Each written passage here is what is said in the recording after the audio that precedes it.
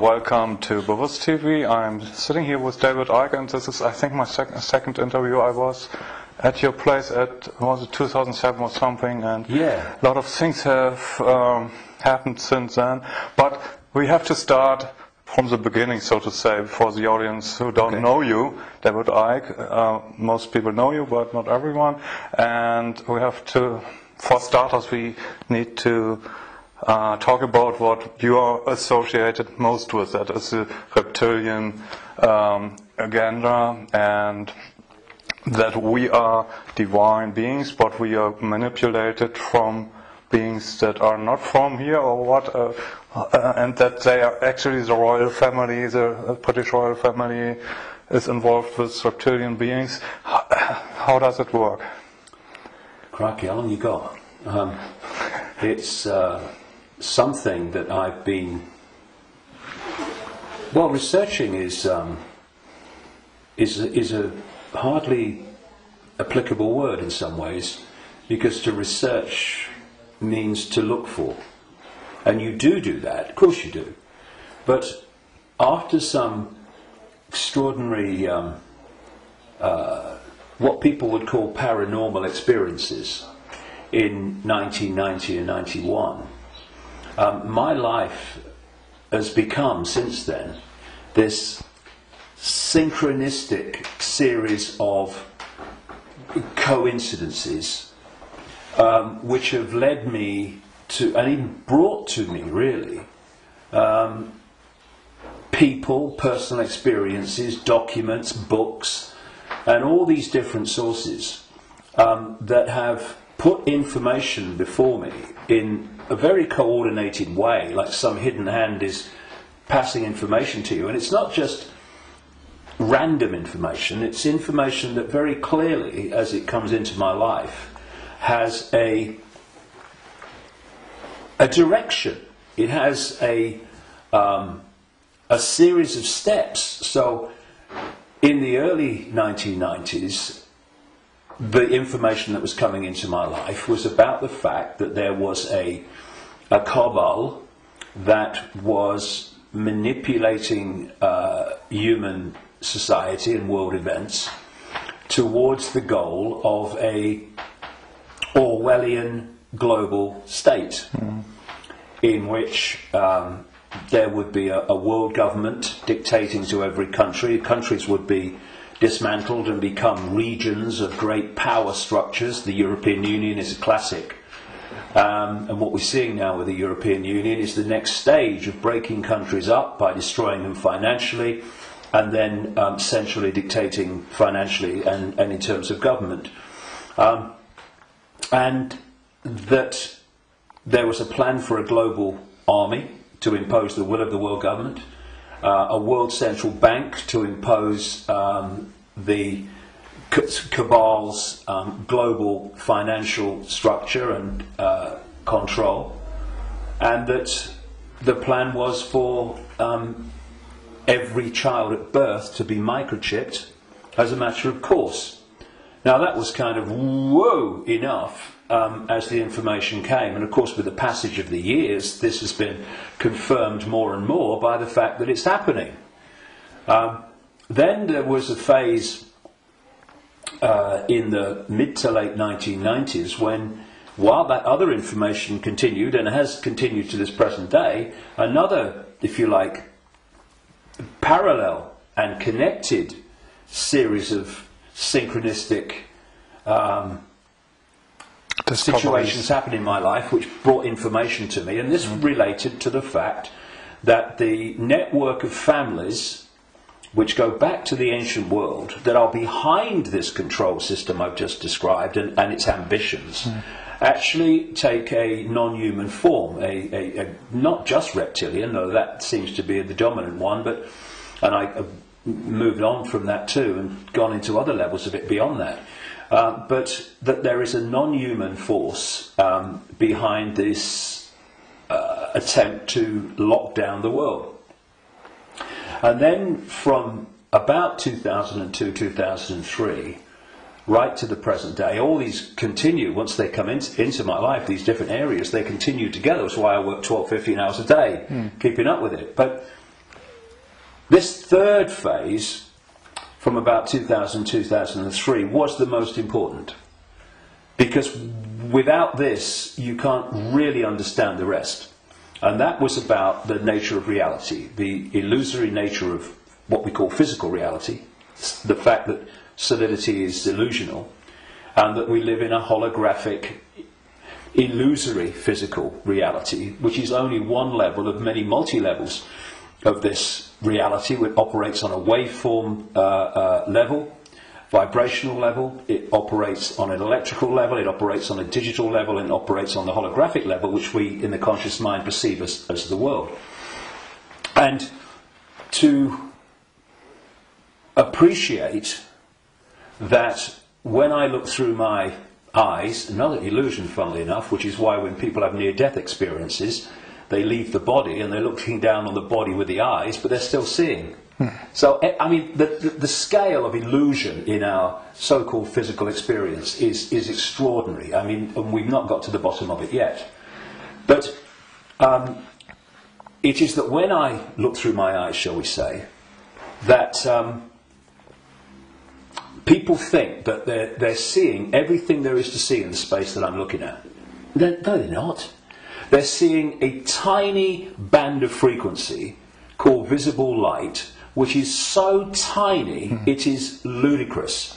And the rest of what exists in this universe, and even mainstream science would say this, although it's Stone Age science I would suggest, but even it sees this, that the overwhelming vast majority of what exists in this universe, in energy, matter, mass, whatever you want to call it, its different forms, we cannot see. And therefore, we are living, if you like, in like a holographic television channel. So, all I'm seeing now as I look here is this tiny frequency range called visible light. Channel 1. Yeah, but all the other levels of reality also share the same space as the one that we're experiencing. And, you know, we've got digital television coming in now and all that stuff, but if you take the analog version of television, radio too, they are sharing the same space without interfering with each other, because they're on different frequencies. And thus, interpenetrating this reality that we experience with the conscious mind, are all the other realities where very, very different worlds are manifest, and with very different what we call laws of physics. And so it's from these frequencies that are very, very close to this one that we use the term with radio and television where interference takes place. And if you have two radio stations that are well away from each other in the frequency band, then they don't interfere with each other. One's not aware of the other one. But you get two frequencies that are close, and you can get, it might be dominated by one, but there's interference from the other. Why? Because the frequencies are very close. Well, these manipulating entities, forces, shall we say, operate from a frequency band that's very close to this one, but not this one. So they might not see them, but they might be here. Well, let's give an example. You'll see stories of UFOs appearing out of nowhere and disappearing into nowhere. You'll hear stories about people saying this entity appeared out of nowhere and disappeared into nowhere. Well, they haven't disappeared. And they haven't appeared out of nowhere. What they've done is they've entered the frequency band that we can decode, the visible light frequency band that I'm talking about. And when it enters that, we start decoding that information because it's now in our ability to do that. And as we start decoding it, bang, to the observer, it appears that it's just come out of nowhere. And then it leaves that frequency range, and to the observer, it's disappeared into nowhere. It hasn't. It's just left that band that we can decode, which is tiny. And so, when you... I find this particularly compelling when I go around different ancient beliefs and explanations of what's happening. And you find that although they're using different names, they're telling the same story. For instance, there was a group of people, or shall we say a belief system, which goes back hundreds of years and has become known as Gnostic. This was the belief system of people that ran the great library of Alexandria with Hypatia, who was slaughtered by a mob inspired by the Roman Church, because that library carried information and knowledge that would have, as it circulated, demolished the Roman Church's version of everything. And it was challenging the Roman Church version of everything. And what's interesting is whenever you come across the Gnostics' belief system expressing itself, you see it's followed by slaughter, suppression, and the destruction of that knowledge. So the Cathars in southern France were Gnostics in terms of their belief system. We'll go into what that belief system is in a second. And so, again, in went the church, and all these, people that kill for the church, and they destroyed the Cathars. It's, I think, 1244 was the last stand to the mountain fortress at Montségur in southern France, in the foothills of the Pyrenees. And again, it's not just we slaughter them, but we destroy their knowledge.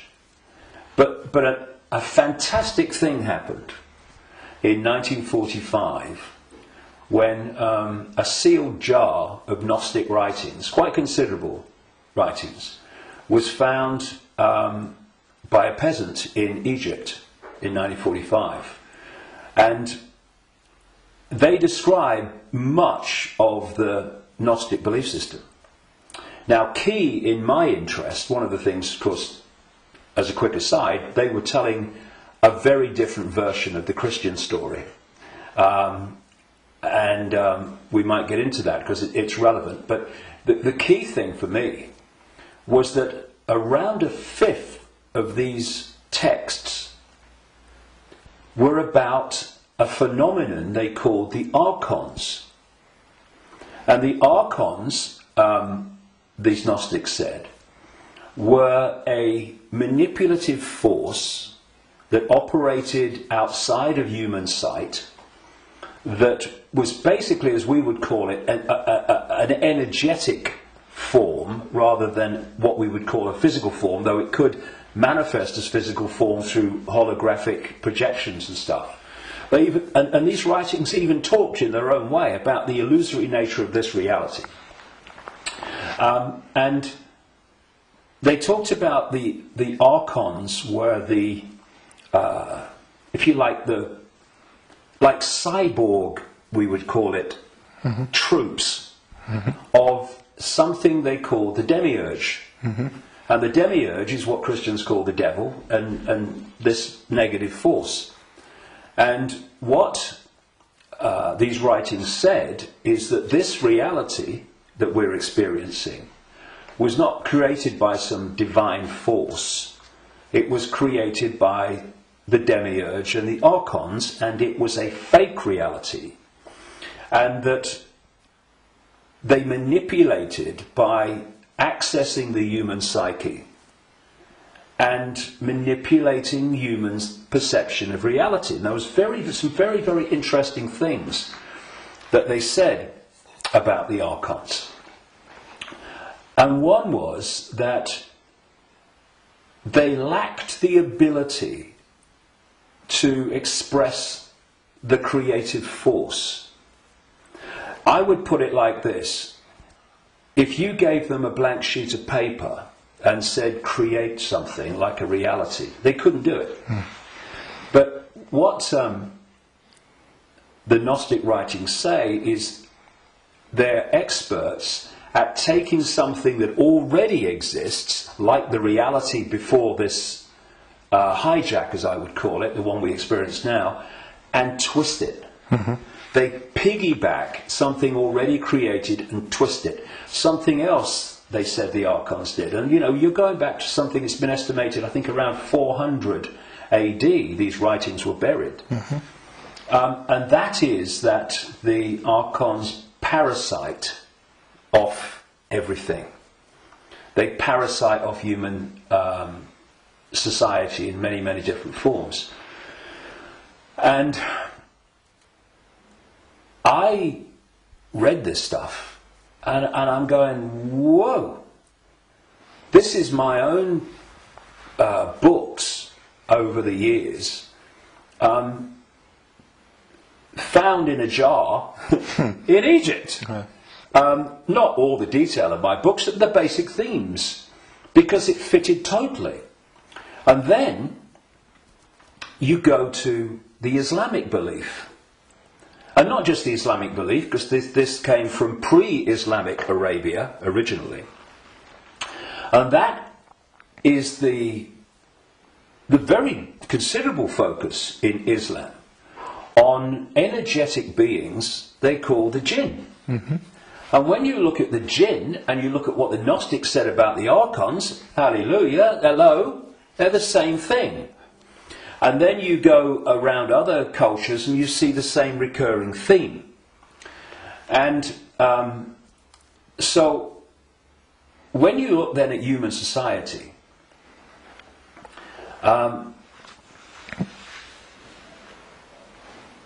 who creates, what is the creative force within human society? Humans. Should be. Mm-hmm. What do these families that I've been exposing all these years, what do? They piggyback off that creative force and manipulate it and direct it in a way that suits them. What do these network of families also do?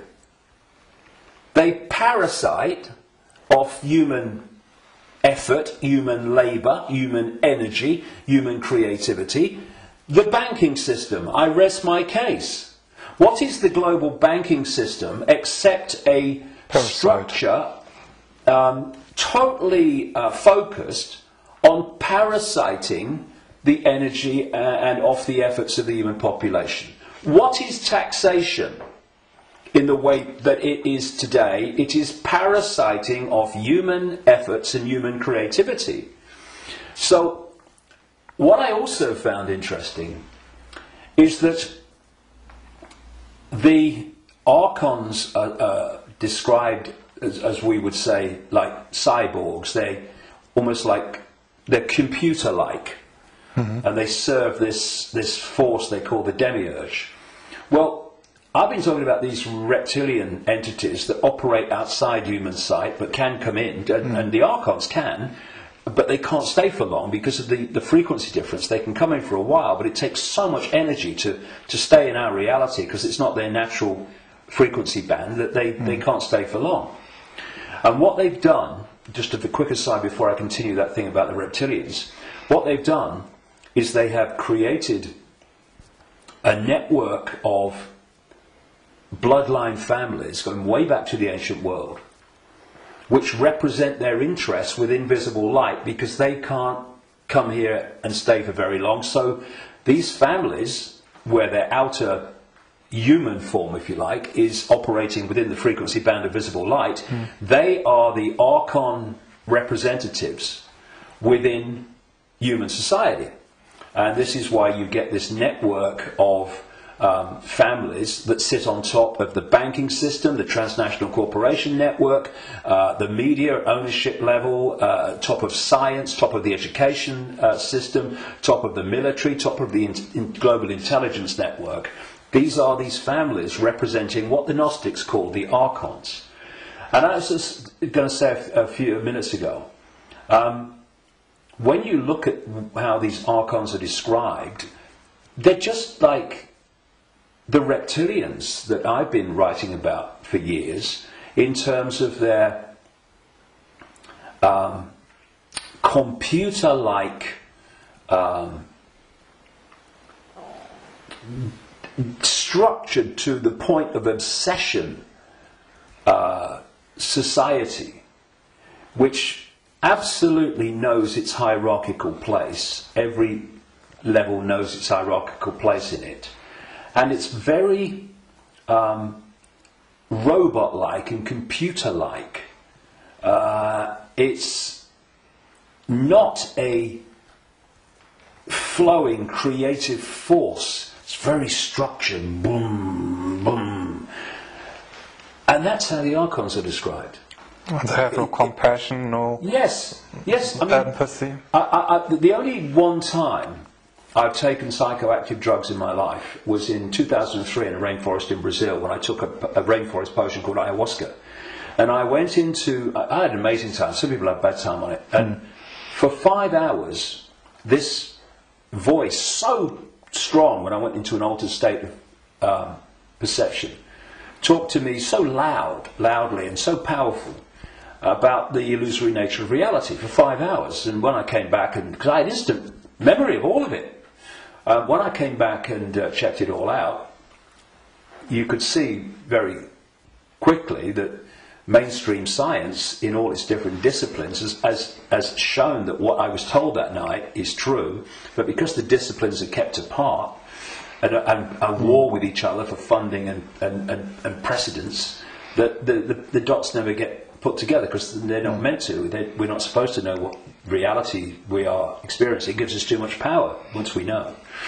And this voice said to me at one point, about when it's talking about the computer-like nature of these manipulators, if you programmed a computer to abuse a child, would the computer have any problem with it? No. Why? Because it would just decode the data and act in line with the data, the software program. And this reptilian force is very much like that. Very structured, very predictable. And interestingly, because most people don't realise this, but one of the most important parts of the human brain in terms of human behaviour and response and reaction to situations is called the reptilian brain, or the R complex. And when you look at the traits of the reptilian brain within the human brain, of course other parts of the brain balance that out, or should do, but when you have more reptilian genetics, those traits of the reptilian brain are obviously more extreme and more pronounced. And one of this is mainstream science, one of the key traits of the reptilian brain is obsessive ritualistic behaviour. And what is ritualistic behaviour? It's following the same pattern, day after day, week after week, repeating repetitious behaviour. Now, this is robotic. And so you've got the reptilians described in those terms, the archons described in those terms, etc. And these forces are different expressions and names for the same thing. Now, one of the manifestations of this network of bloodlines that represent this archonic reptilian force within human society is the royal families going back to the ancient world, and the aristocratic families that surround them. Why? Because where did the idea that certain bloodlines should be king or queen of a people, and you have this hierarchy, because this is the other thing about reptilian genetics and the reptilian brain, it's obsessed with hierarchical structures of power. Look at our world. Look at the royal families and the aristocracy. It's absolutely rigid with hierarchy. Everyone knows their place. You're a viscount, you're a baron, you're a lord, you're a king, you're a prince, and all this stuff. Yep. This is the human expression, or the partly human expression, because they're hybrids, of the reptilian archon obsession with hierarchical structure manifested in our world. Because what they're doing is bringing that archonic reptilian reality into our world and making our world like theirs, more and more and more. Now, we have this thing, of course, going way back, which goes under the title of things like the divine right to rule. And what is that? That's the right to rule because of your bloodline, because of your DNA. And we have the ancient emperors of China claiming the right to be the ruler because of their descendants from the serpent gods. And the association between the serpent and the snake with royalty and royal families and royal bloodlines, just follow it back. And so you look at these royal bloodlines that have come through, because what happened is that there came a time when the human population started to reject overt, in-your-face dictatorship from royal bloodline.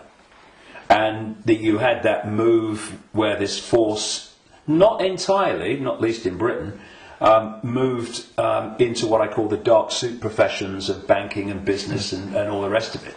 And politics, and have gone on manipulating from that point of view. But some of them survived, like the British royal family. Now, if you want to see a group of people that are so obsessed to the extreme, not just with hierarchy, but my goodness me, they are. The whole British class system, as they call it, is based on, obviously, hierarchy, which is based on the head of state being the Queen. But you want to see a group of people who are obsessed with ritualistic behaviour. Look at the royal family. She goes to the same palace at Christmas. She goes to the same palace in the summer. She goes to the same palace in the spring, and so on. And if you look at the royal year, it's ritualistic. It's a hamster's wheel, repeating. And then, and we've seen in the week that we're talking, 60 years the Queen Elizabeth, 60th year on the throne, the Diamond Jubilee. It's really been in our face in the last few days, and I've watched as much as I can because I wanted to follow the ritual. But, you know, Britain is famous for what is called pomp and ceremony. You know, the guards in red jackets and black hats, you know, like, you know, need a haircut, marching up, changing of the guard, and then you've got people in breeches and all this stuff. It's unbelievable. But it's not pomp and ceremony.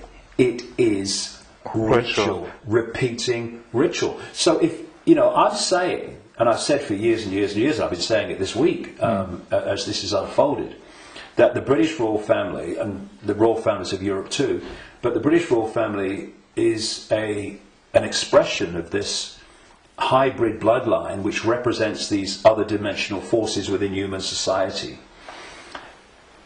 And I've described how these other dimensional forces operate, their mentality, how they stress structured.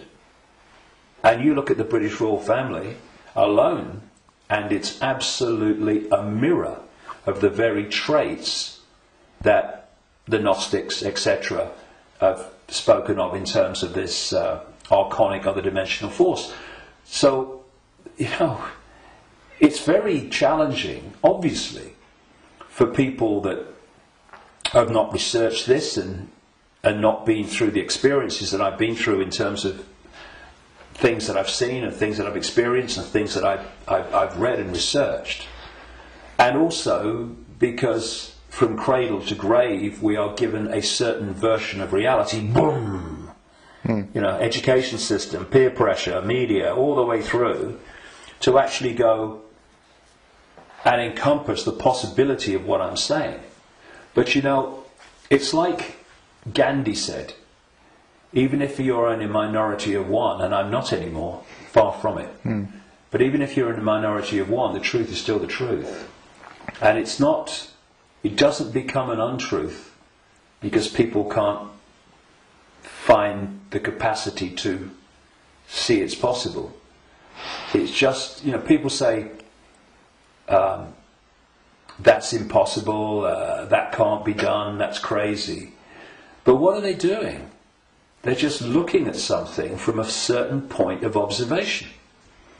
And if their point of observation has been just to take in the programming that's imposed upon us from the first moment we become conscious in this reality, then they'll see it in a certain way and they'll say, that's crazy.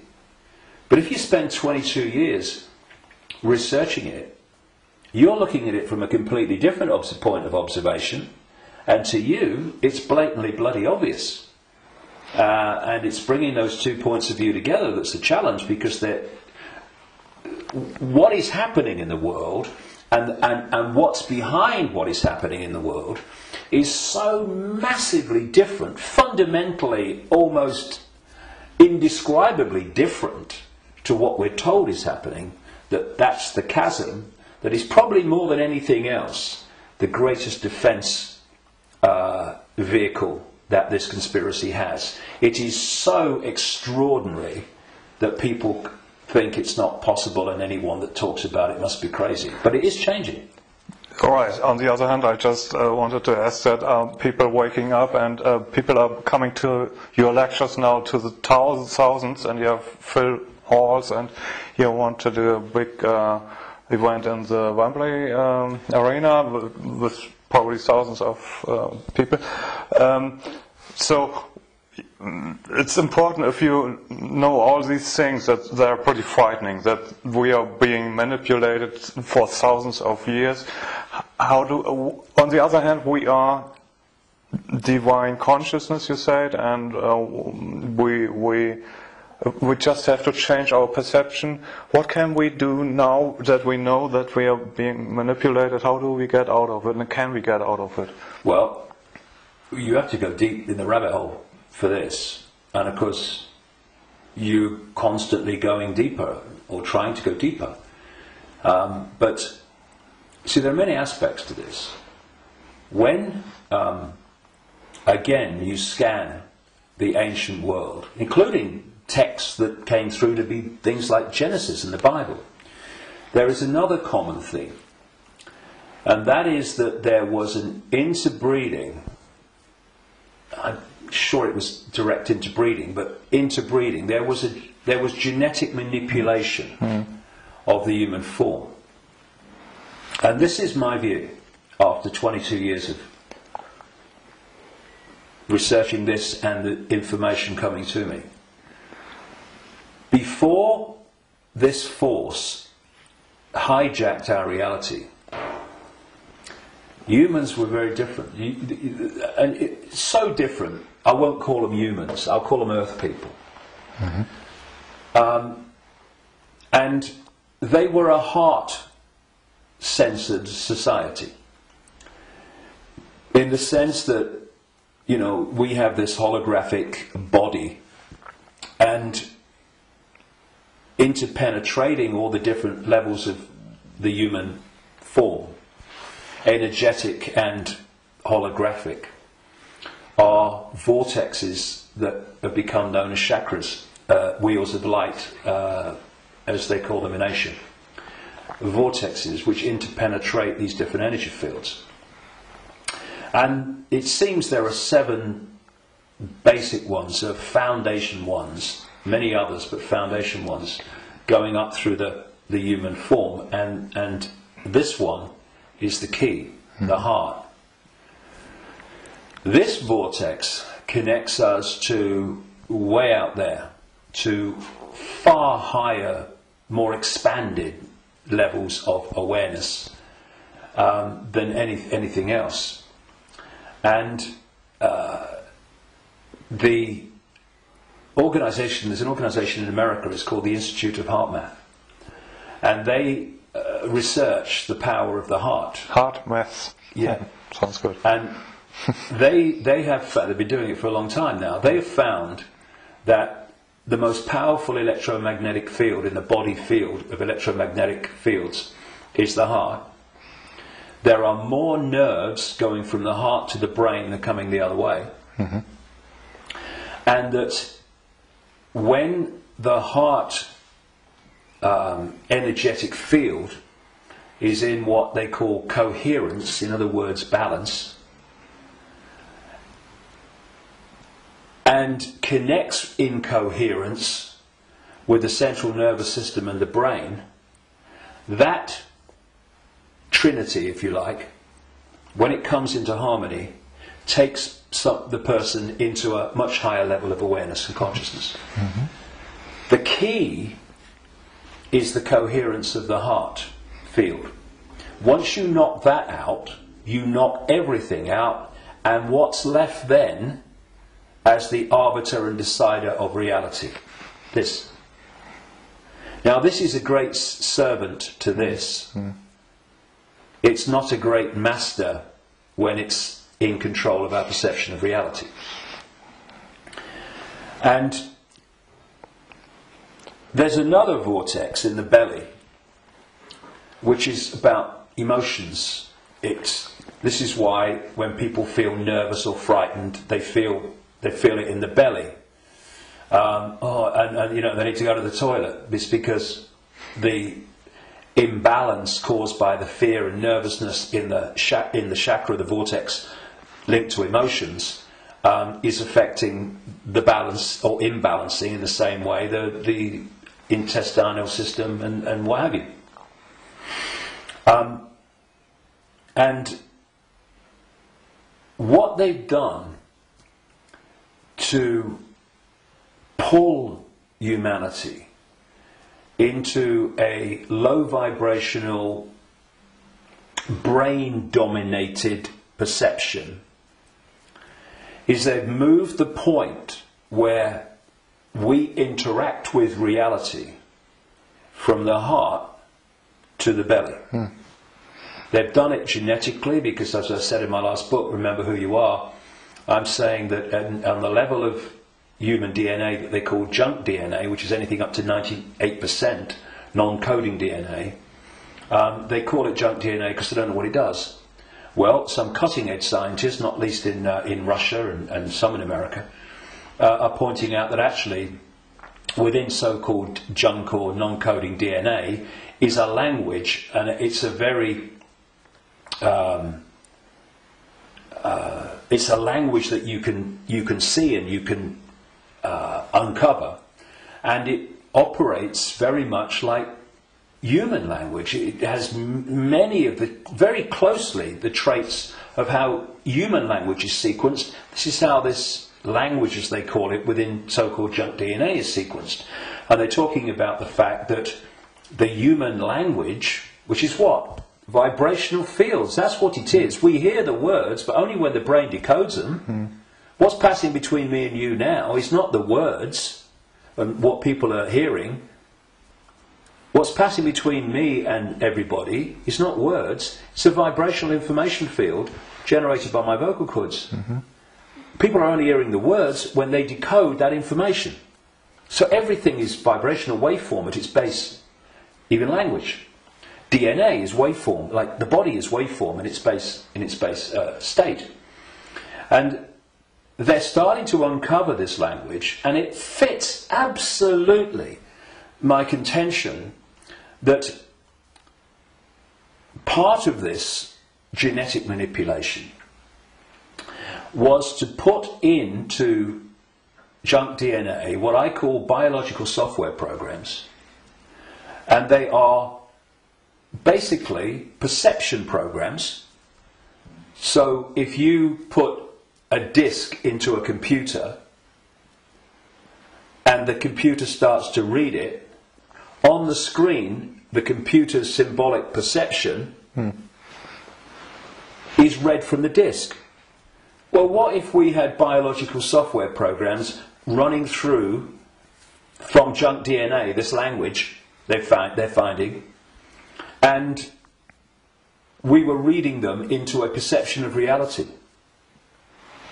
The other key side of this is that there are emotional biological software programs in there that are running all the time. And when you are reading those, then you are in the belly, because they're low vibrational software programs in terms of emotions, because they're all about fear and all the subdivisions of fear, like anxiety and frustration and depression and guilt, all these expressions, different expressions of fear. And if we do not open our minds, I call this the human body-mind computer, biological computer. If we don't open our minds and let the true self in, consciousness, then humans are operating literally in a closed system in which the DNA emotional and perception programs are running and not being challenged by a level of awareness that is beyond the program. So basically, people talk about the blind leading the blind. What humans are is the program leading the program. And it is my view, and this may be shocking to people, even some who've been along this road a bit. It's my view, after 22 years of putting this together, that the vast majority, at least, of humans have been going through entire lifetimes without having a single original thought or emotional response. Now, when you've got psychologists, I mean, Carl Jung, the Swiss psychiatrist, talked about this, but others too. When you've got psychologists that say that they can break down the human personality into 12 major archetypes and combinations of them, well, at the level of awareness, at the level of consciousness, at the level of the true self, we are infinite possibility within an infinite reality of infinite possibility. How on earth can you break down that into 12 major archetypes and combinations of them? It's ludicrous, you can't. But what can you do that to? Computer programs. And that's what we are. These archetypal personalities are actually software running, perception software running within junk DNA. Now, put all this together, and that has moved us from a heart-centered society, connected out into a greater level of reality. This is the innate intelligence. This is supposed to serve this, not be the governor of perception. That's why this knows, and this thinks has to work it out. People don't go, my intuition thinks. No, my intuition, and we do this, don't we? My intuition just knows, because instinctively on a subconscious level, we're going to that point of true knowledge, true awareness, no, beyond knowledge, this is knowledge awareness. But what's happened is our point of interacting has gone from the heart-centered society, and if you're coming from this, and this innate awareness, this innate knowing, this innate understanding that everything is connected to everything else, then you manifest from that a completely different society to the one that we have. What's the one that we have? They've moved it into the belly. Humans now, gold. I've got a cough. It's not the cough that carries you off, it's the coughing that carries you off it. Now, they've moved it into a belly society. where does human response come from, overwhelmingly, to events that we face? The emotions. It's an emotional response. It's an emotional reaction. It's not a heart reaction, overwhelmingly, though of course it does happen. It's an emotional reaction. You know, this mass manipulation technique that I called a long time ago problem, reaction, solution, where they create the problem covertly, tell the people through an unquestioning mainstream media the version of the problem they want people to believe, and then they get the reaction from the people, do something, something must be done, and then they who have covertly created the problem got that reaction, do something, then at stage 3 openly offer the solution to the problems that they have created, which gives them the excuse to change society and advance the agenda that they're following. Now, it's not problem, go into the heart, look at it from the innate intelligence of the heart. It's not even problem, have a think about it, do a bit of research, see what you think. It's problem, reaction, solution. It's the manipulation of an emotional response, an emotional reaction. And what they're doing all the time is manipulating an emotional response to get support or to justify what they're doing. So, for instance, they'll tell you that Gaddafi was killing his own people and what have you, because they're looking for an emotional response. Oh no, we've got to stop him killing his own people. What they don't tell you, of course, is that the rebels were actually put in there, funded and armed by the NATO alliance to cause the problem. And then when Gaddafi's troops start reacting to what they're doing, shooting back at being shot at, then suddenly, oh, look, Gaddafi's killing his own people. Reaction, oh yeah, we've got to stop it. So this is happening all the time. You know, 9/11, ooh, that was, look at 9/11. And those horrific pictures and the towers coming down. Did that take us to here? No, it took people here. And from this gut, what would he say? Gut reaction. You know how many, people say, what does your heart tell you? What does your heart tell you? Right? But how many times, instead of going, what does your heart tell you? What do we say? What does your gut tell you? Emotional response, emotional reaction.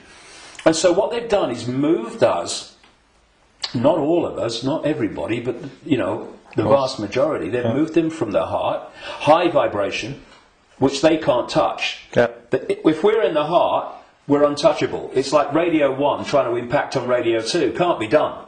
They're terrified of us going into the heart because it's over. So they move us into their stadium vibrationally. Because not only do they manipulate human response through emotion, they feed off human low vibrational emotional energy. They've turned us into their energy source, because they're an energetic source basically at their core. Well, we all are, but they're much more energetic than we are, because we're much more aware of the holographic, the so-called physical. And so when we eat food, we think we're eating physical food. There is no physical. We're eating holographic food. But the foundation of that food, which we decode into some kind of illusory solidity, is actually a waveform information field. All that these entities do is they feed, they get their energy source, not from a sandwich and a cup of tea, but directly, energetically. They absorb energy in its waveform. And so when we generate low vibrational human emotion, that emotion is resonating within the frequency. That's why we can't see it. We can feel emotion, but we can't see it. Because it's vibrating within another frequency band beyond visible light, and that's the frequency band that these archons, reptilians, overwhelmingly operate in. So every time we generate fear and all its offshoots, we're feeding them energetically. So you get a war, a 9/11, a global war, and you get an economic crisis where parents now in Greece are giving their children away or selling their children because they can't afford to feed them. Can you imagine in that one incident with one set of parents how much is generated here emotionally from the horrific? I can't even think about it. Imagine what it must be like. And that's just two parents. You get that operating. Look at the world. Look at the world every day. All over the world, in all its different expressions, how emotional energy is being generated and produced by the circumstances that society has been structured to create. It's an orgy of energetic vampiring. And so, when Morpheus in the Matrix held up a battery and said, the Matrix is a computer-generated dream world made to turn humans into one of these, that is a profound truth. Because that's what we've become. Not so much batteries, though that was a good symbol, but actually generators, power stations, generating this energy. So we have this situation, if we bring these strands together at this point, in my contention, that these perception programs are running through junk DNA, and the emotional software programs, biological software programs, are running through non-coding junk DNA. And as those programs are running, and as society is structured so that it generates situations, in computer terms, data, that trigger those programs and bring them to the surface where they're more impacting upon our behavior and responses, you are locking humanity into this closed system where the program programs the program, and you're also pulling people from the heart, high vibration, down into low vibrational belly emotional vortex, which is pulling humanity into the predator's vibrational stadium, and in doing so they are able to trawl and vampire the energy that emotional state and response is constantly generating. Now, I've talked for a long time from your question, what can we do? Because that background, I suggest, was fundamentally necessary. So what do we do? What can we do? It might sound trite and all the rest of it. I mean, because what we've got to do, of course, is we've got to stockpile weapons. We've got to create human armies to fight against them, and we've basically got to try to do all the things to them that they do to us, right? And where does that take us? First of all, it makes us them. And secondly, if we go down that road, will do what? Will produce more and more and more of this low vibrational emotional energy in the hatred and in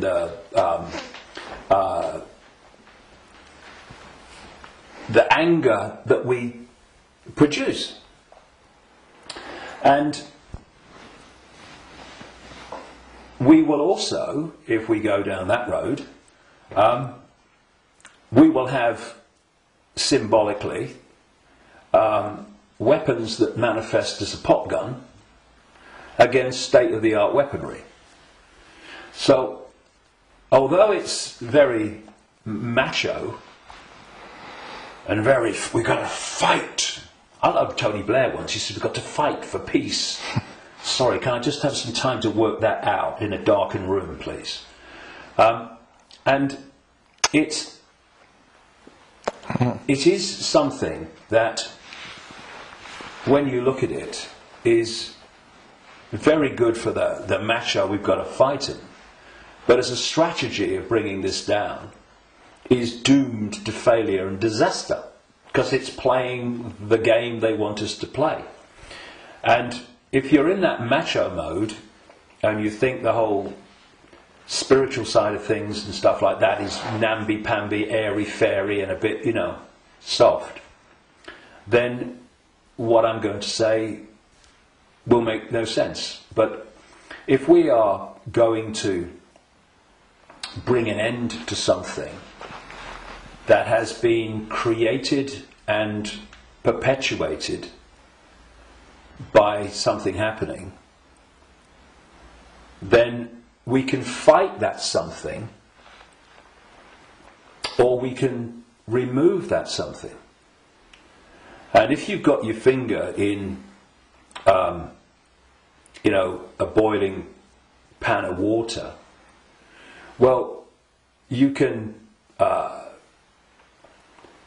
turn the gas off, or you can literally take your finger out.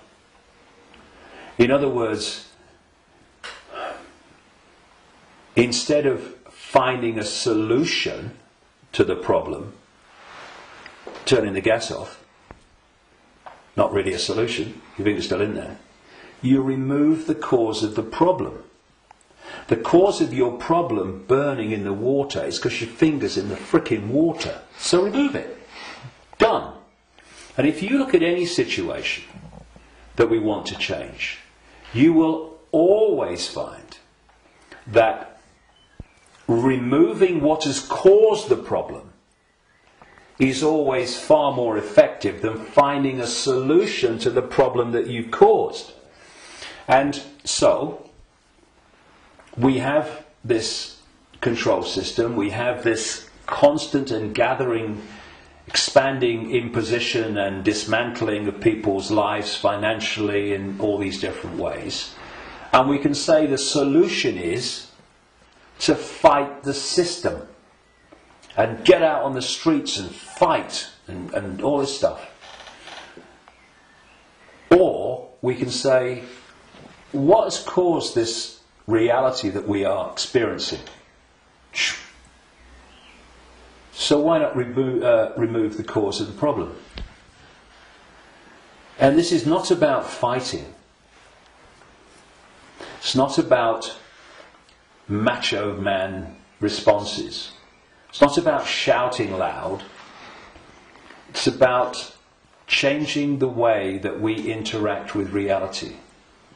And in doing so,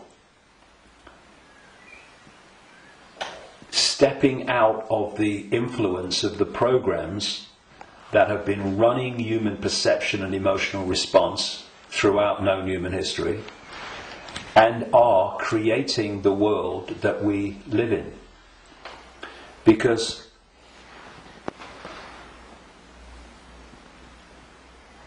if I go back to what the Gnostics said about the archons, they have no creative energy. They can't make things happen. But we can. We can, yes. Which is bringing us to an interesting point. We can manifest. What this manipulative force has done has programmed humans to use that gift of manifestation to manifest what they want. And so, if we manifest from our perceptions of reality, then manipulate their perception of reality, and they'll manifest what you've manipulated them to perceive as reality. So, I see people challenging war and conflict when their own lives are full of conflict. Now, we live in a holographic reality at this conscious mind level, and there's a very unique and fascinating trait and characteristic of holograms and holographic reality. Every part of the whole is a smaller version of the whole. So if you take, for instance, in the holograms that you buy in the shops, if you take the waveform holographic print, which is on the print in waveform information,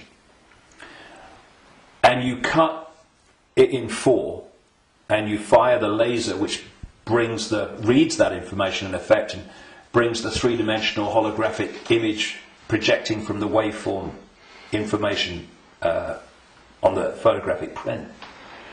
If you cut that into 4 and put a laser to each 4 pieces, you will not get a quarter of the whole picture. You'll get 4 quarter-size versions of the whole picture. And this is why, or explains why alternative forms of healing, like reflexology and acupuncture and others, can find points on the ear and the feet and the hands and all different parts of the body that relate to the body as a whole. Thus, reflexologists can work on a part of the foot and impact upon the heart or the liver, depending on where they're doing it.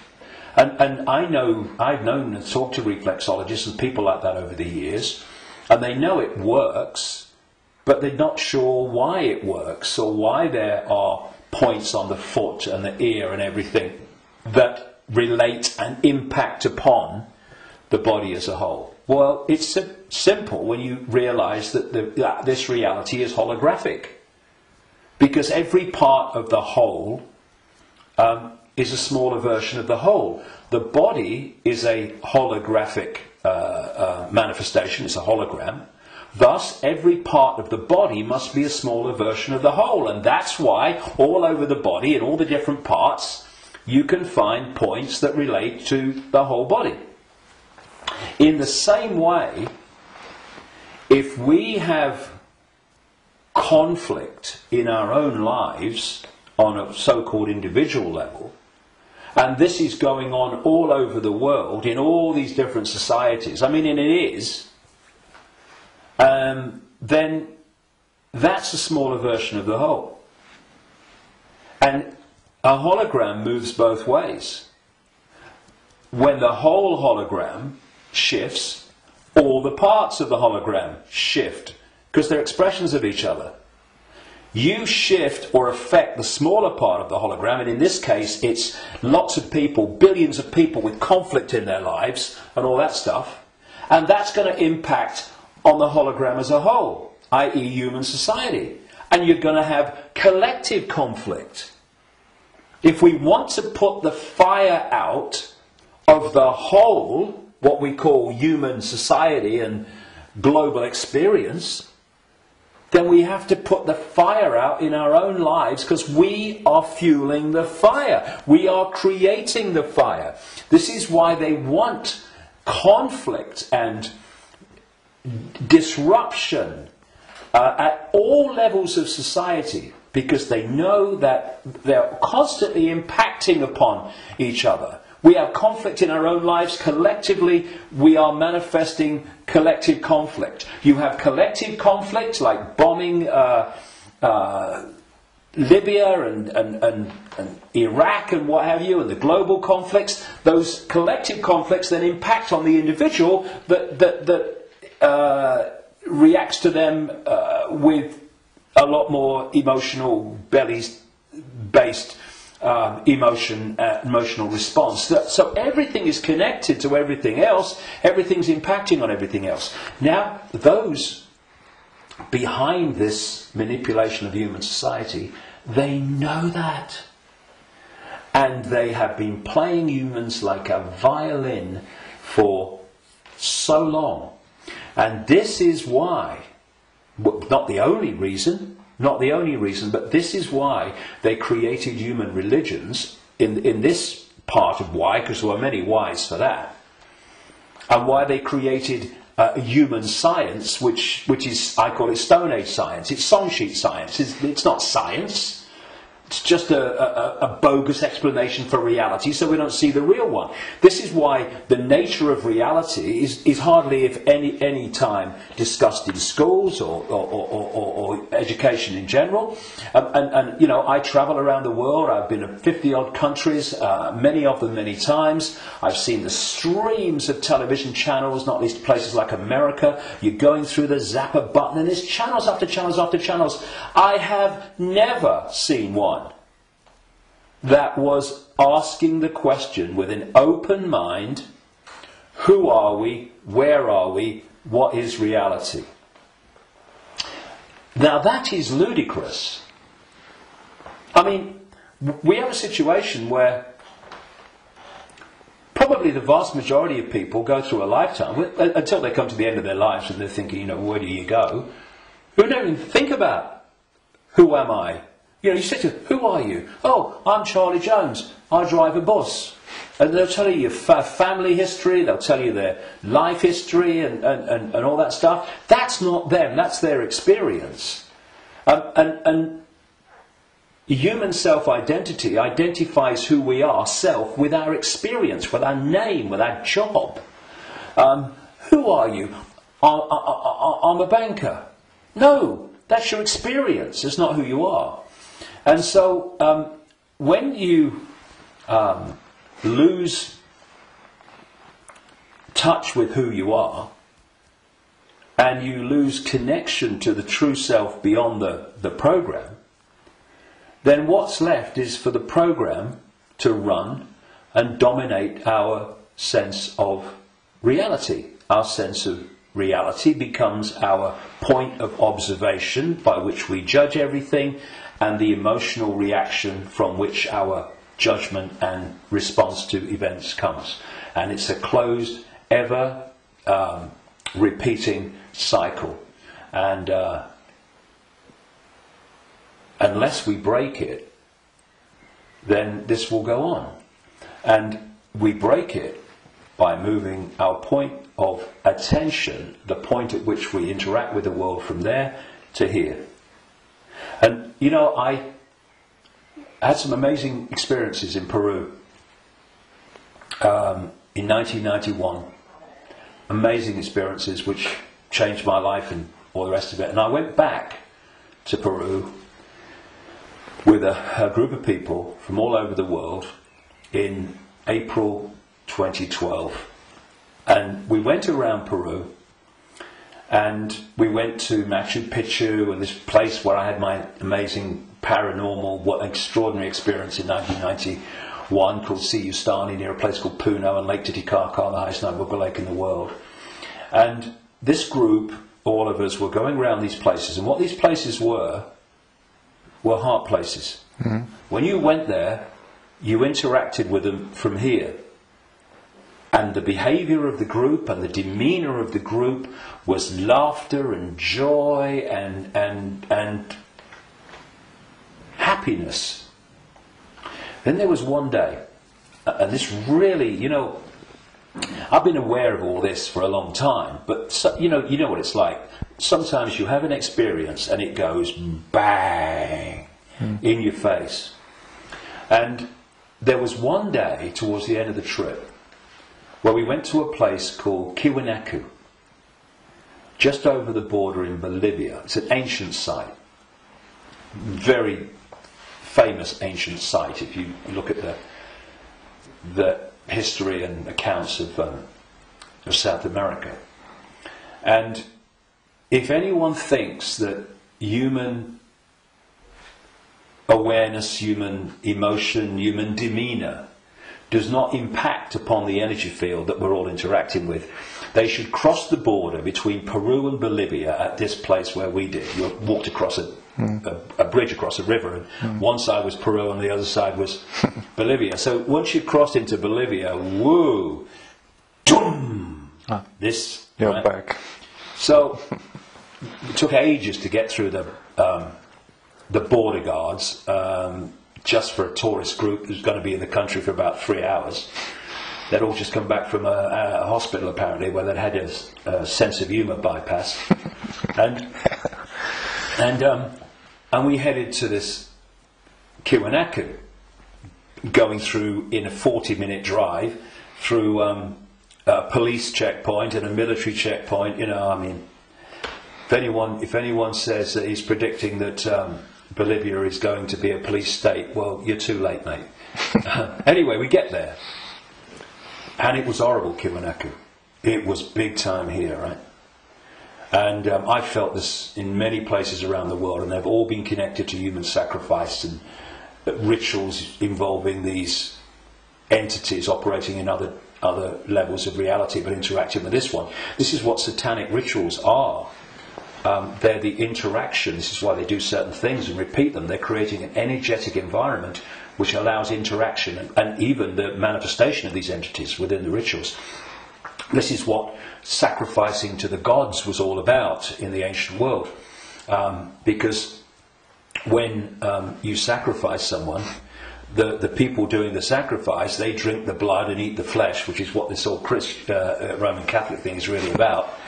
Drinking the blood of Jesus and eating the flesh, that's just a mild bloody cover for what goes on in the background. But on the other levels of reality, while this is going on, these entities, perceived as the gods, are feeding off the terror of the victim. Right? This is sacrifice to the gods. Anyway, we get to Icke, and it was that kind of energy. Ooh. But what I noticed was the demeanour of the group changed. People weren't happy. They were not in a good space. And there was this lovely guy, Mark, a lovely Irish guy. And the change in the behaviour of the group was so pronounced that on the way back, which we got back into Peru, where everyone started getting a bit happy again, I asked people if they wanted to go on the microphone on the bus and explain, you know, their experience. And Mark said, and Mark was a lovely, lovely guy, all laughing and dancing and all the rest of it, all the way through Peru. And he said, when I was at Icke, he said, I just wanted to shout abuse at anyone that got in my way when I was trying to take a picture. And I just felt so different. And I won't labour the point, but having, seen it and experienced it and seeing the response, you could see Peru, what a world that would be. And then Icke, the world that we have today. And we really got to move to here. And I would say to people, it's a challenge in this world, because virtually everything in this world is designed to push you here. So when you're responding from a belly emotional point of view, and you can do it with your mind, with your consciousness, you just move. It's moving your point of attention. That's what it is.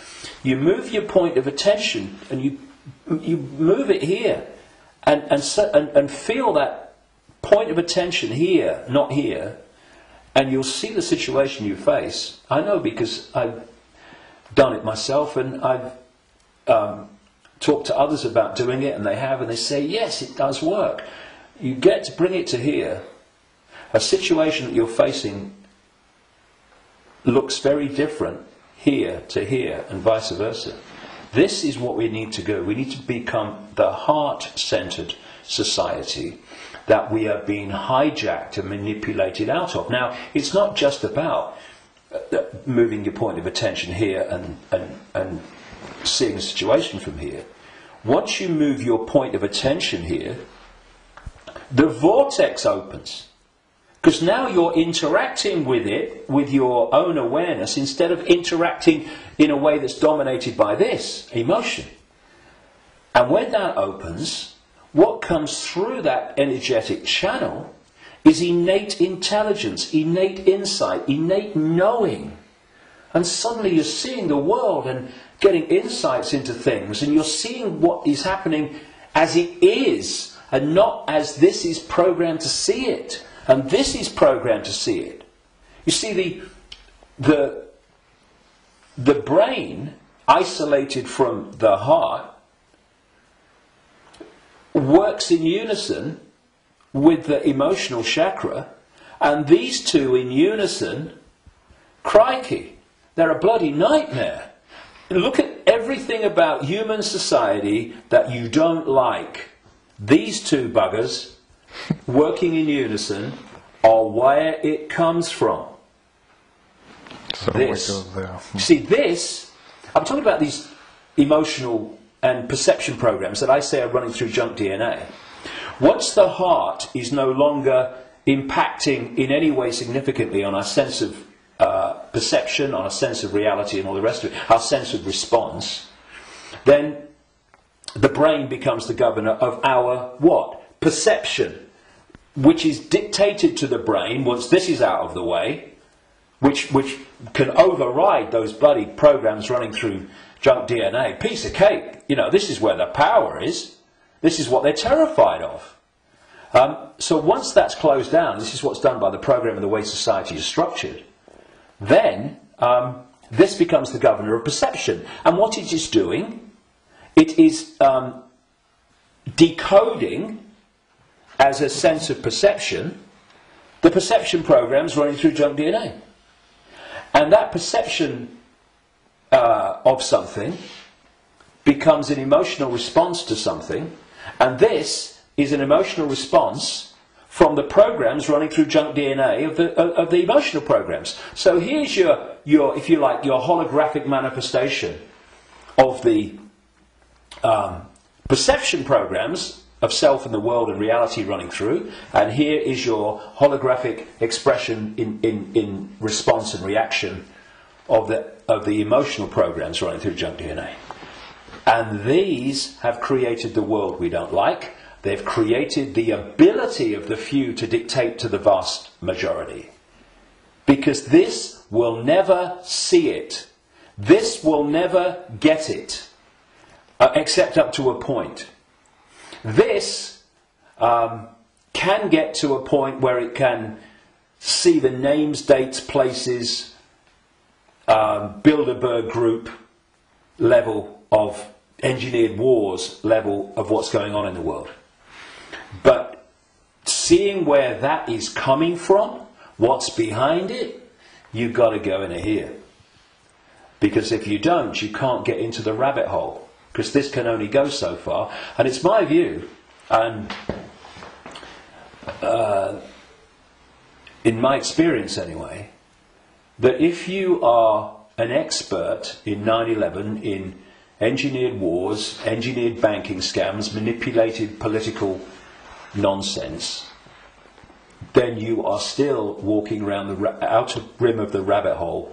You've not even entered it yet. Because it's still the movie. This holographic reality is like a holographic movie, and when a movie has hit the screen, that's it, it's a done deal. You've got to change the movie now. And that's what this world is, this holographic world. Because what the human body computer is doing is taking vibrational waveform information, which is what the five senses do.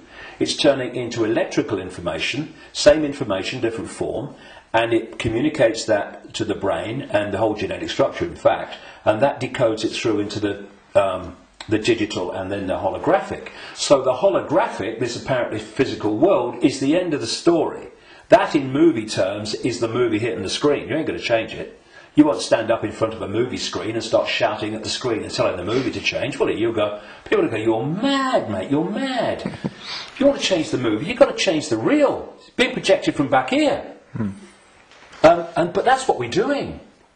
You know, so many ways that people respond to this conspiracy when they meet it at some level. It's, we must get out in the streets and protest. Well, I'm not saying don't. But that's still trying to change the movie when the movie's hit the screen. If you come back and go deeper in the rabbit hole, and you understand where this movie's being projected from, which is from other frequency bands of reality through the Illuminati families and the Illuminati structure within visible light human society to become the movie we call human society, then you can go back to the point it's coming from, and therefore you can change what's coming. You can change the movie. And that's what we need to do. And to do that, you know, those that And I'm not knocking the 5 sense level of the conspiracy and communicating it, 9/11, manipulating. I'm doing it every day on my website. Books are full of it. We need to know that. But if we only do that, then basically we are seeing the outcome. We are not seeing the origin. And you cannot change an outcome without changing the origin. And so when I look at so much conspiracy research, good luck to them. You know, everybody that comes and does this, hallelujah to you. Good on you. But there comes a point where we know how the system works in the holographic world. I mean, what's left? Finding out what size shoes Henry Kissinger takes. Yes, on a daily basis as it unfolds, we need to, you know, keep with it. But, okay. But are we going to become recorders of our own enslavement? Oh, see, I told you they'd do this next. Look, they're doing it. If we do that, we've moved from not knowing that the prison's being built around us to seeing the prison being built around us. But there's a common theme between the two of them. The prison's being built around us. And that's fine if people want to do that only. I'm not saying don't do it, but to do it only and ignore where it's coming from, therefore the solution or the removing the cause of the problem.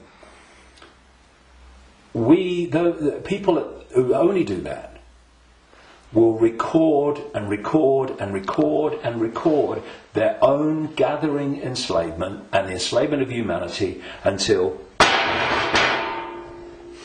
we wake up. Would you come with me, sir?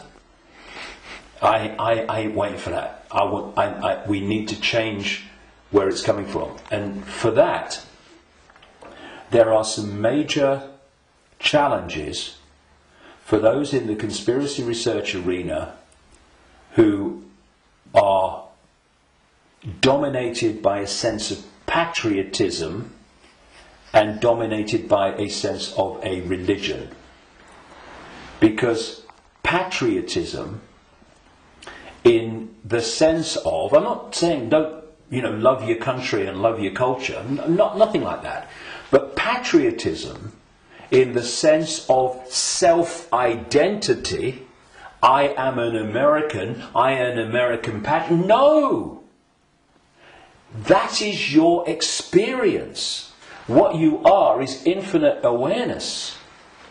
All that is, has been, and never can be. All possibility. Having that experience.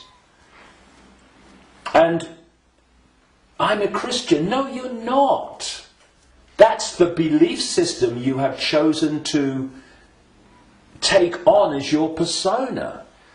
But it's an experience of being a Christian. It is not who you are. And if you self-identify with being a Christian or being a Jew or being a Muslim or being a Hindu, again you are in a self-identity which is self-identifying with something that's not you. And also, and this is in terms of getting to the origin, it means that you are not going to go, I've come across this all the time, me. I mean, I'm the guy that people in mainstream society, they see conspiracy researchers of the 5 sense nature as extreme and crazy. A lot of them see me as extreme and crazy. Because if you think that all you need to know about life and reality is between the covers of two covers of a book written by who knows when, and who knows what circumstances, the Quran and the Bible and all the rest of it, then and what that tells you are and reality is and how it all works, you ain't even gonna begin to go down the rabbit hole into the areas that we need to understand. Because if you do, you immediately realize that your religion is part of the conspiracy. I talked earlier about the archons and this demiurge, that this like devil figure, as Christians would call it, that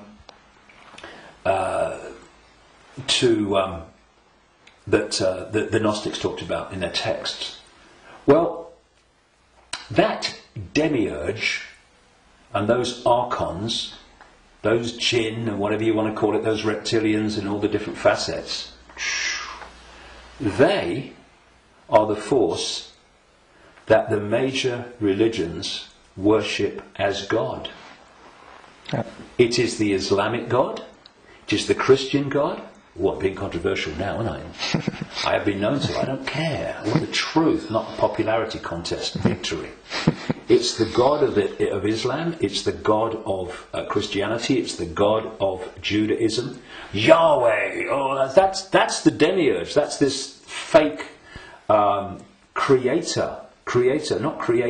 manipulator of creation that the Gnostics talked about. So we've got this situation. Please tell me it's not true. I'm afraid it is. But it doesn't have to be. We just change it. And it's gone. But where this unseen network that the Gnostics talked about, all these people talk about, have created this conspiracy, this network of human manipulation of politics and business and banking and all the rest of it.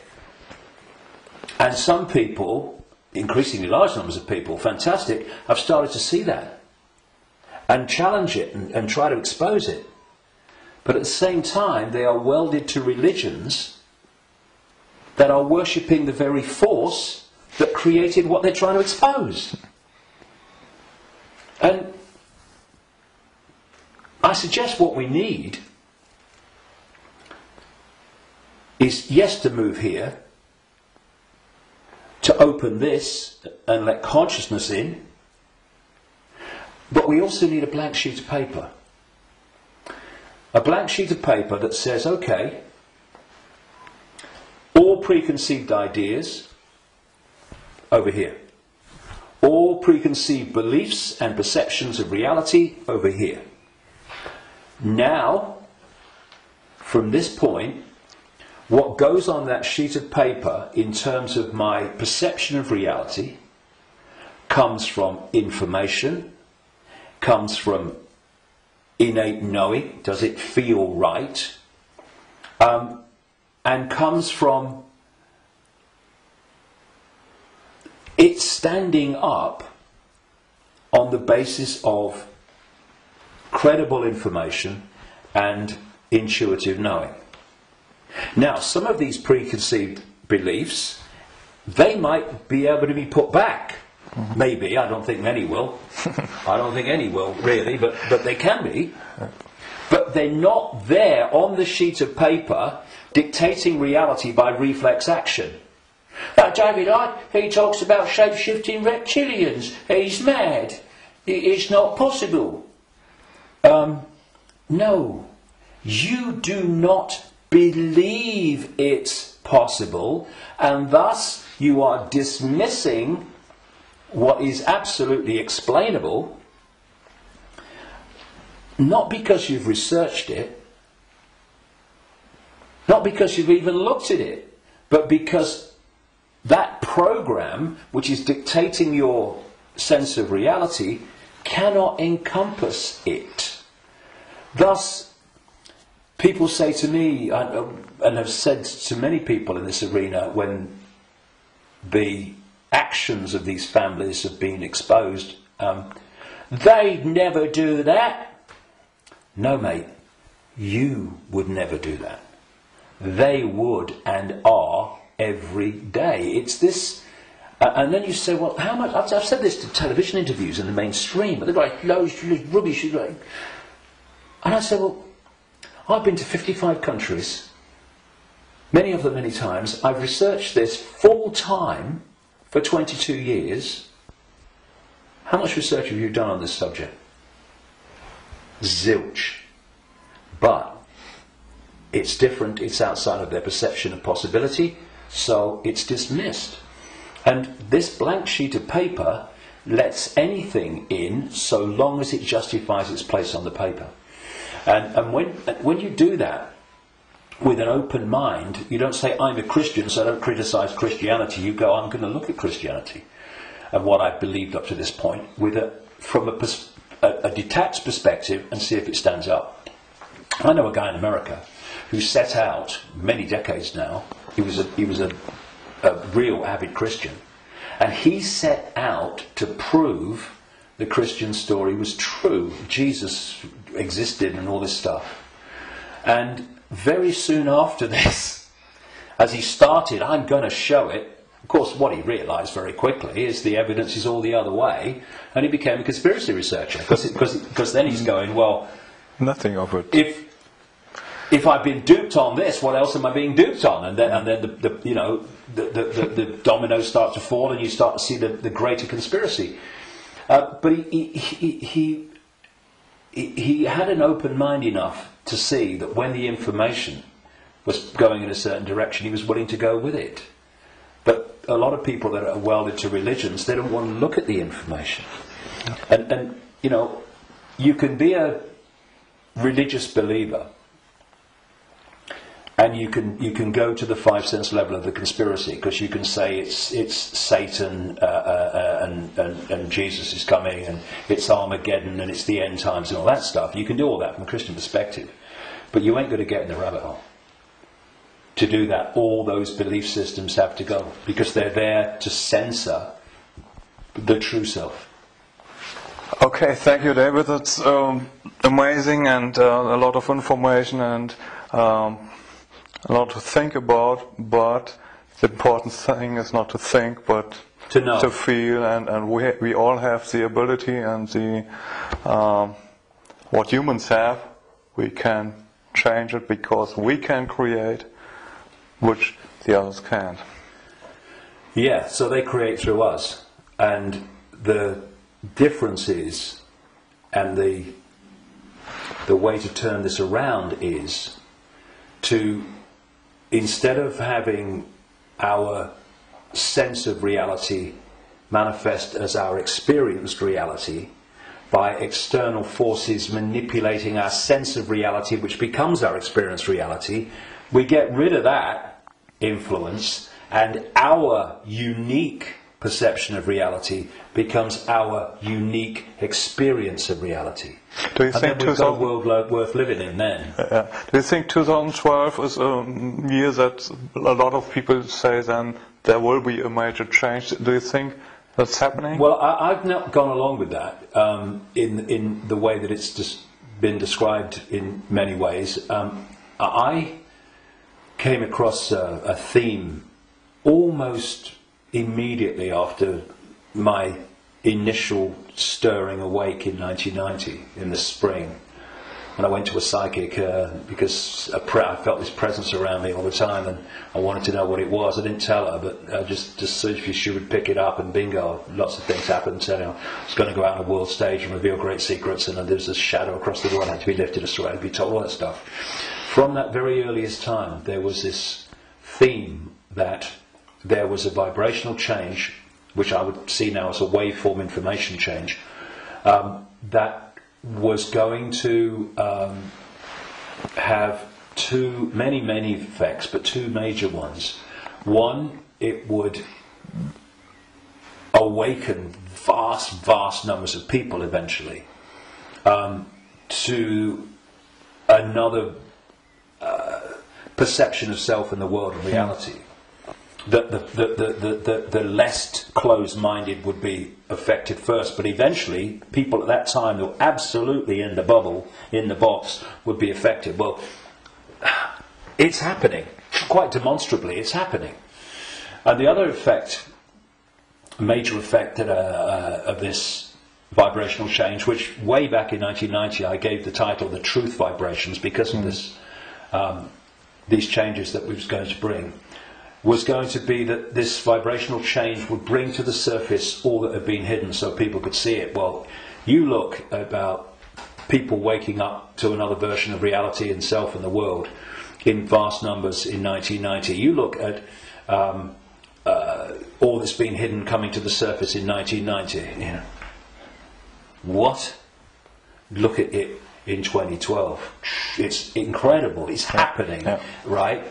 But this truth vibrations that I was, as I called it, was going to be something that would get more and more powerful and more influential. And the significance, a greater significance for me of 2012 is that it's not 2011, but it's not 2013 either.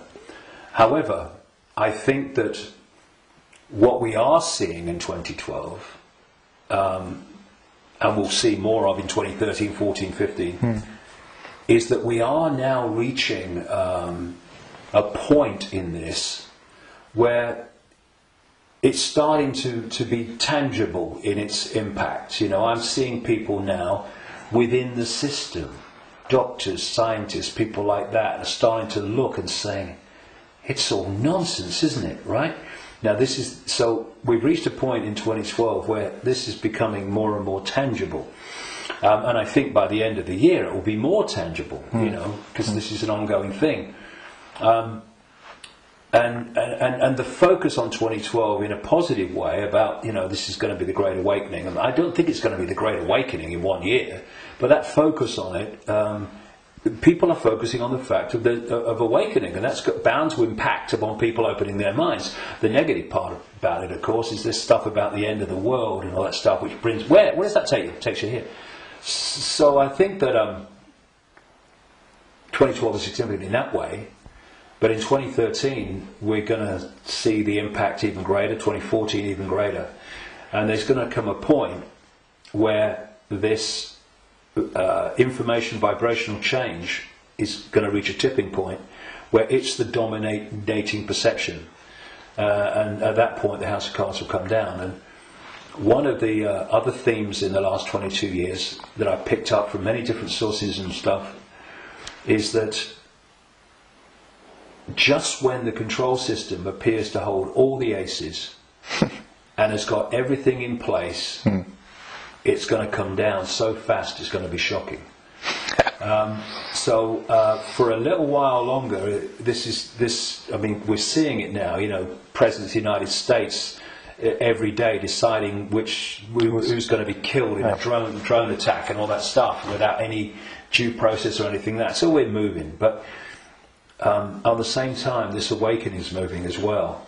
And, you know, the president and the control system and their agenda and their unfolding Orwellian state, although it's not called that, the facets of it as they unfold are all over the television news and they're in all the newspapers. So people can get the impression, understandably, that that's all going on. Oh my goodness me, look at this.